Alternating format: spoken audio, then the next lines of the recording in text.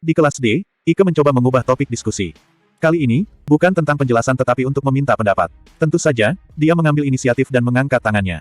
Hampir setengah dari anak laki-laki mengangkat tangan mereka dalam persetujuan. Shinohara tampak sedikit bingung, tetapi Ike dengan lembut menyuruhnya untuk melonggarkannya. Aku ingin setuju, tapi aku sedikit takut.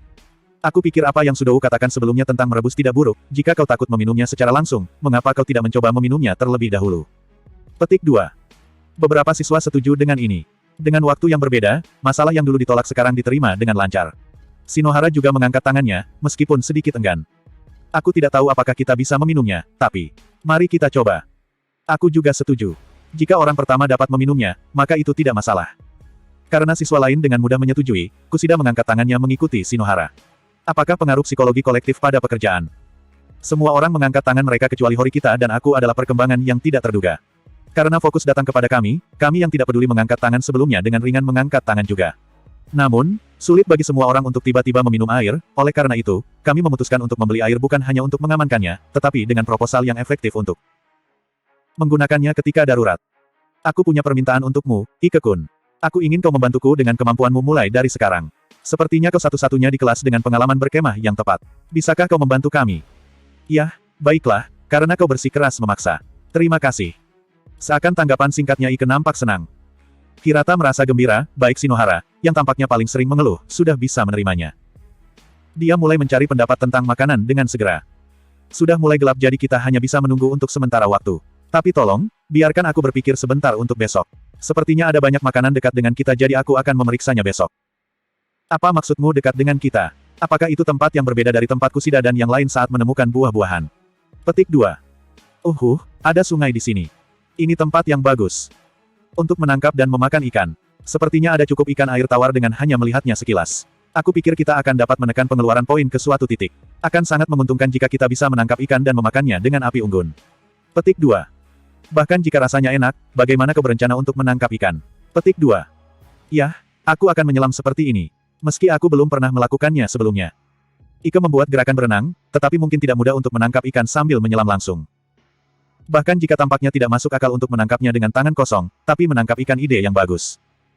Hirata, menunjuk pada entry yang disebutkan di manual. Ada karakter pancing, dan itu tampak seperti beberapa jenis yang bisa dipinjamkan secara terpisah juga. 1 poin untuk pancing menggunakan umpan, 2 poin untuk mereka dengan umpan. Artinya, itu tidak mengejutkan.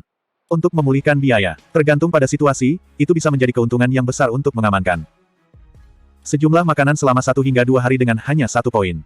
Bahkan dalam situasi di mana kita tidak akan bisa menangkap apapun, itu sama sekali bukan pukulan serius karena pengeluaran yang minim.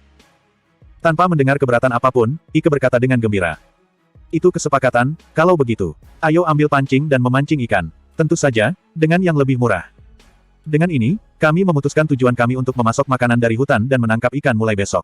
Jika kami berhasil menangkap ikan atau mendapatkan sayuran, kami akan memutuskan melalui diskusi tentang pembelian seperangkat peralatan memasak dengan tambahan 5 poin. Kemudian kami memutuskan untuk membayar 20 poin karena memasang 1 kamar mandi melalui diskusi juga.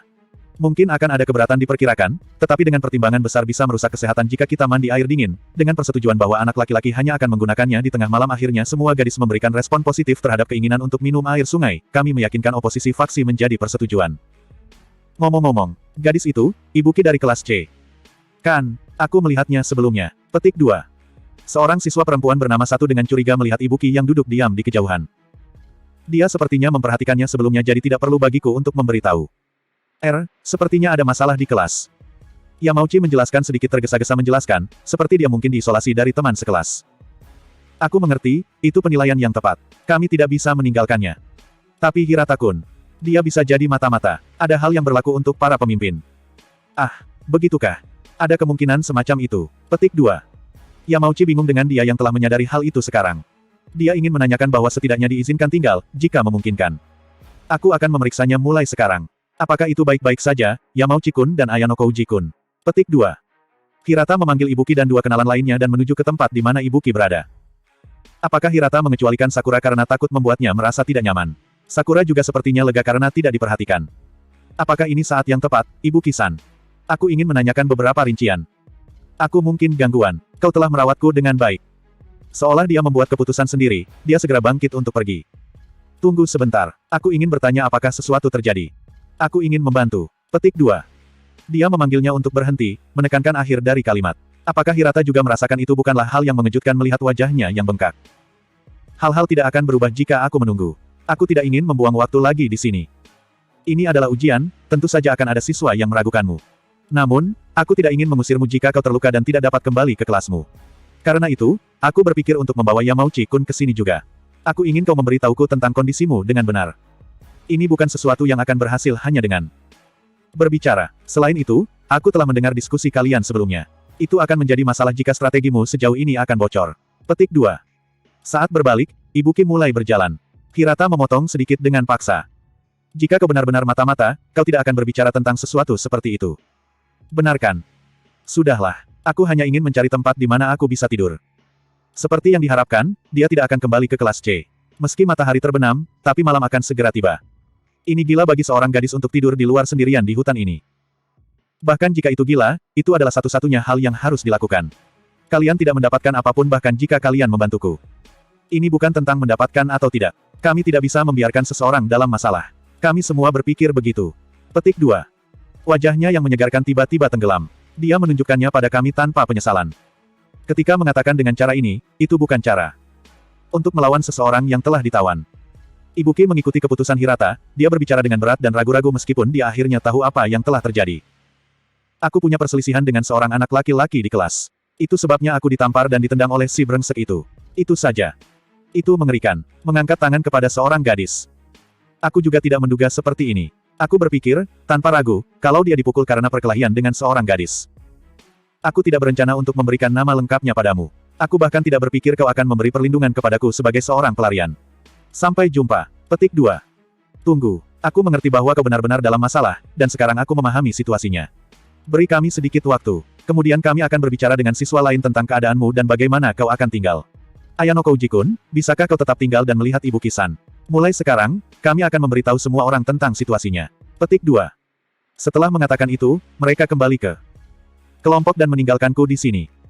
Apakah dia meninggalkanku di sini karena dia mempercayaiku atau karena aku mengambil tempat Yamauchi sebagai orang yang dapat dipercaya?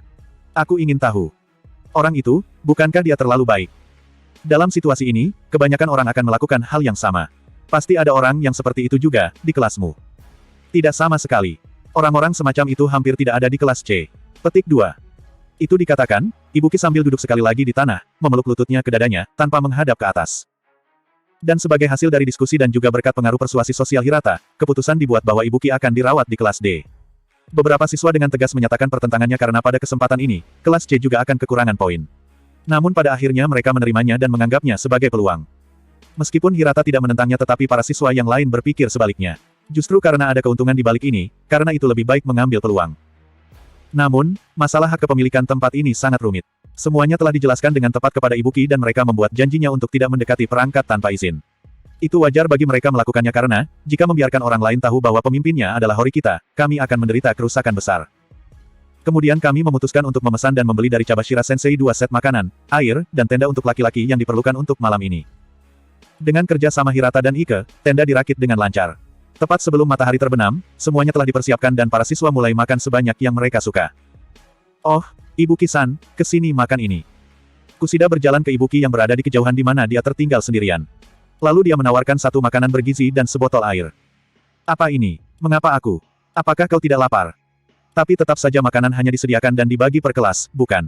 Seharusnya tidak ada yang tersisa. Petik 2. Ya, tapi tidak apa-apa. Kami memutuskan untuk membagikan semuanya dengan kelompok. Petik 2. Dari kejauhan, 4 orang dari kelompok Kusida melambaikan tangan mereka ke arah Ibuki dengan wajah tersenyum. Dengan kata lain, 4 orang berbagi 3 porsi makanan dan air, dan porsi ekstra diberikan kepada Ibuki. Aku tidak mengerti. Tapi, kalian semua terlalu baik. Jangan ragu untuk makan. Juga, mari kita bicara nanti. Aku akan menunggu di tenda. Kusida memberitahunya begitu dan kembali ke kelompoknya. Tampaknya mudah untuk membantu seorang anak dari kelas lain meskipun kita harus mengurangi porsi makanan kita sendiri. Ini mungkin menjadi sulit. Tetapi Kusida, yang mengharapkan kebahagiaan semua orang dengan sukarela melakukannya. Nah, dilihat dari sini, itu nampak luar biasa. Gadis-gadis tampak bersinar. Yamauchi, yang sedang makan, menunjuk pada masing-masing kelompok. Kelompok permaisuri yang dipimpin oleh Karuizawa. Kelompok Kusida dengan teman-teman dekatnya sendiri. Kelompok arogan Shinohara. Dan kemudian, Horikita dan Sakura yang sendirian. Petik 2. Semua anak laki-laki makan sambil meringkuk dan berkumpul bersama tetapi gadis-gadis itu mengambil jarak dari masing-masing kelompok. Jelas sepertinya ada dinding atau celah di sana, sama seperti mereka adalah kelompok kelas lain.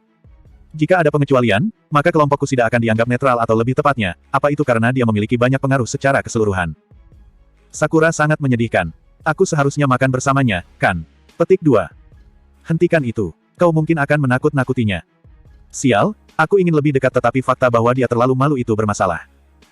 Bagi Sakura, dia mungkin merasa sulit untuk berhubungan dengan tipe orang yang memaksa seperti Yamauchi. Meskipun sudah diperingatkan, Yamauchi tampak khawatir dan dia terlalu terburu-buru untuk dekat kepadanya. Ada apa, Haruki? Kau licik, menonton wanita cantik sendirian. Biarkan aku bergabung denganmu. Petik 2. Ike, yang sedang melihat Yamauchi memandangi sekelilingnya dengan gerakan aneh yang berulang-ulang, seolah mengerti dan mendekatinya. Jujur, kapanpun aku melihatnya, payudara Sakura tidak begitu buruk. Itu bukan ukuran siswa kelas 1. Bajunya menonjol keluar. Itu terlalu erotis. Bahkan itu lebih menarik daripada Kikyo-chan. Petik 2. Ike sedang melihat payudara Sakura dengan penuh semangat dan dengan penuh konsentrasi. Yamauchi kemudian memblokir bidang penglihatan Ike. Hei, apa-apaan ini? Jangan melihat Sakura sesukamu dengan mata cabul begitu. Kau memiliki mata yang tertuju pada Kusida, kan? Iya, kau memang benar. Tapi tidak apa-apa. Idola adalah untuk semua orang, kan? Haruki, mungkinkah kau mengincar Sakura? Yah, tidak bukan seperti itu. Lihat, cepatlah makan. Sepertinya Yamauchi ingin merahasiakan fakta bahwa dia mengalihkan tujuannya ke Sakura. Di perkemahan ini, tidak ada waktu lagi pada malam hari untuk melakukan sesuatu. Hanya ada aliran percakapan yang membangkitkan pembicaraan cinta semacam ini. Aku memperhatikan bahwa ada Hirata di dekatnya yang sedang membagikan makanan. Ngomong-ngomong, di mana Kowenji-kun? Aku pikir semua orang berkumpul di sini, tapi Kowenji hilang.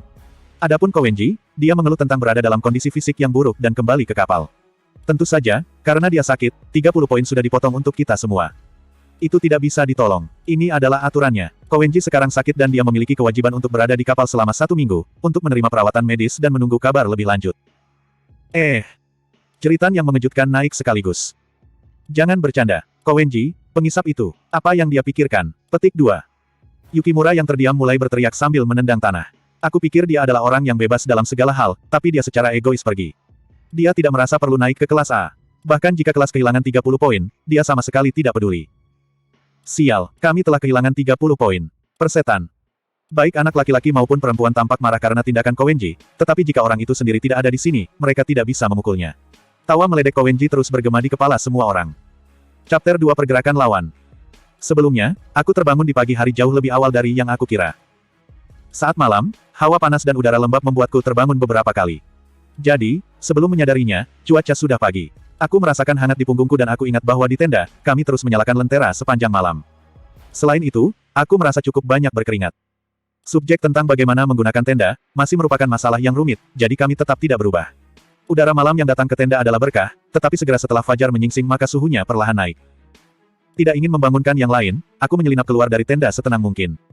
Di luar terlihat seperti dikelilingi oleh pegunungan, karena banyak hal yang terjadi di dekat tenda kami. Teman-teman sekelasku, anak laki-laki maupun perempuan lebih suka menyimpan barang-barang dan perlengkapan mereka di dalam tas.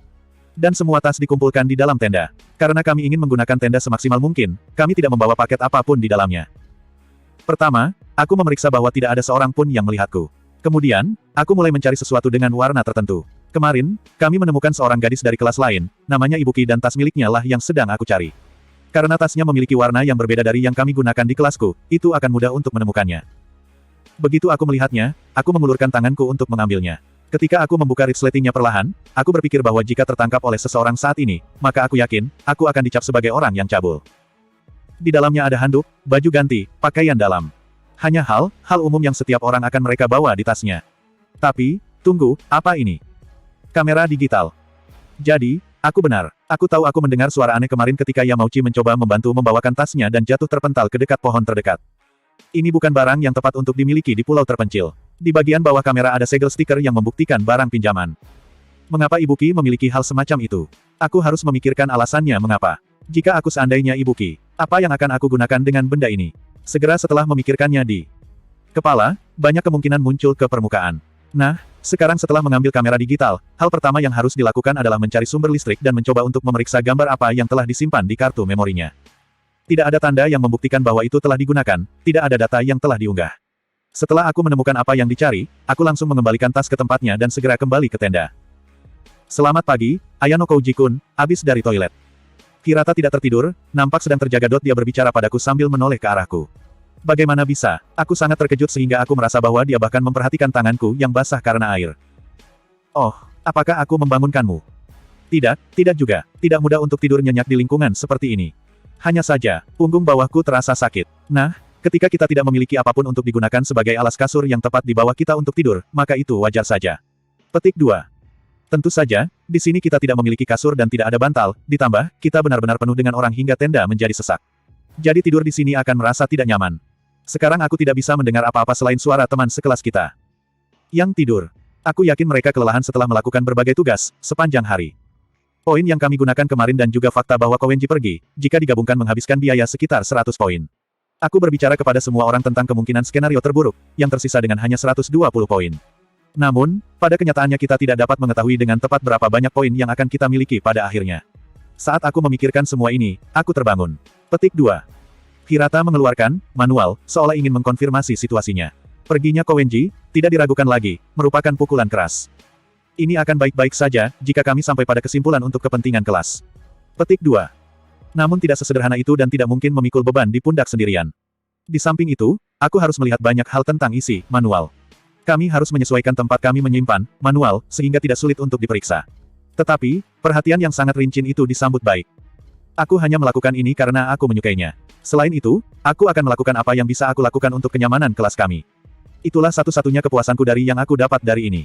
Tetapi, aku harus mengakui ini sangat sulit. Berapa banyak poin yang tersisa dalam ujian khusus ini mulai sekarang akan mempengaruhi secara mendalam kehidupan sekolah kita.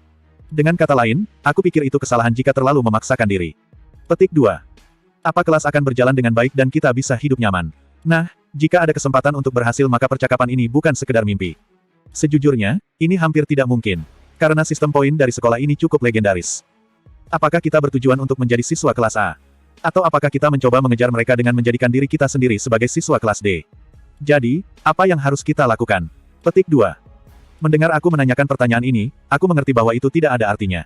Aku akhirnya mengajukan pertanyaan yang buruk. Hirata adalah kumpulan niat baik. Dia berpikir bahwa aku hanya ingin mendengar pendapatnya tentang masalah ini, jadi dia berbicara. Ini pertanyaan yang sulit. Untuk mengejar ketertinggalan kelas di atas kami itu sulit, bahkan jika kami bekerja bersama-sama dengan segenap kekuatan kami. Aku minta maaf. Aku tidak bisa memberimu jawaban yang tepat, segera. Petik 2. Berapa kali dia harus memikirkan hal itu? Hirata mengatakan balasan seperti permintaan maaf sambil tersenyum padaku. Ayano Kouji, apakah kau bertujuan untuk mencapai kelas A? Atau apakah kau orang yang berpikir kalau kehidupan sekolah seharusnya hanya untuk bersenang-senang? Petik 2. Bagaimana aku harus mengatakannya? Ini adalah prioritas dalam kehidupan sekolahku. Tapi naik ke kelas A aku pikir bukanlah sesuatu yang realistis. Aku mengerti. Aku juga merasa bahwa tidak sesederhana itu. Sebagai contoh, bahkan jika kita bersama-sama untuk mencapai kelas A, kegagalan di bulan pertama yang kita lakukan adalah beban besar kita. Meskipun Hirata tidak membesar-besarkan, dia memasukkan banyak siswa lain dalam rencana ini. Jika kita berbicara tentang pangkat teratas, kita tidak dapat menghilangkan kelas A. Bahkan dengan upaya yang besar tidaklah mudah untuk memperkecil jarak. Kami harus mendapatkan setidaknya mendekati 1000 poin. Sebenarnya ini adalah hal yang luar biasa untuk dilakukan. Kita harus ingat bahwa faktor penting dari ujian ini, adalah mencoba dan menghemat poin dengan cara kehidupan kita sehari-hari di sini. Jadi, jika kita melihat situasi kelas D ini berarti kita harus mendapatkan sekitar 100 hingga 150 poin. Namun, bahkan jika kita ingin melampaui kelas C, yang merupakan kelas yang berada di atas kita dalam peringkat, itu adalah mimpi yang sulit terwujud pada saat ini. Aku pikir kita tidak harus terburu-buru. Pertama-tama, sekarang, kelas D harus lulus ujian khusus ini secara keseluruhan. Untuk melakukan ini, kita harus melihat tujuan kita selanjutnya sesegera mungkin. Petik 2. Hirata sedang berpikir memilih cara yang akan kami lakukan. Selain itu, sebagian besar teman sekelas kami akan menyetujui keputusannya, pasti. Tentang kebutuhan sehari-hari, kami membagi semua tugas untuk memahami bahwa kami harus berusaha keras untuk mendapatkan kebutuhan sehari-hari di sini, sehingga bisa menghemat poin untuk kelas, bukan ide yang buruk berpura-pura menutup mata dan mengabaikan perbedaan besar dalam poin antara kelas kami dan kelas lainnya, setidaknya untuk saat ini. Saat aku masuk ke dalam resolusi naif Hirata, dia bangun dengan tenang, mencoba tanpa membangunkan siapapun, lalu keluar dari tenda dan menuju toilet. Ketiadaan Hirata membuat tenda menjadi lebih sepi, jadi aku melemparkan diri ke ruang terbuka dan meregangkan tubuhku. Entah bagaimana kami harus memeriksa situasi kelas A. Jika tidak, maka kami harus menemukan tempat kelas C dan kelas B. Kami memiliki keuntungan karena mengendalikan sungai. Namun, sulit untuk mengatakan bahwa itu memberi kita tingkat superioritas. Sekali lagi, aku memeriksa dan memastikan bahwa semua anggota di tenda kami tertidur. Melihat buku, manual, aku menemukan sekitar 5 halaman kosong. Salah satunya dengan cepat aku sobek. Aku meminjam ballpointnya untuk membuat sketsa peta sebuah pulau, aku melipatnya menjadi lipatan kecil dan memasukkannya ke dalam saku. Tidak lama kemudian, Hirata, yang kembali dari toilet, mengintip ke dalam dari pintu masuk. Apakah kau ingin pergi mencuci muka denganku?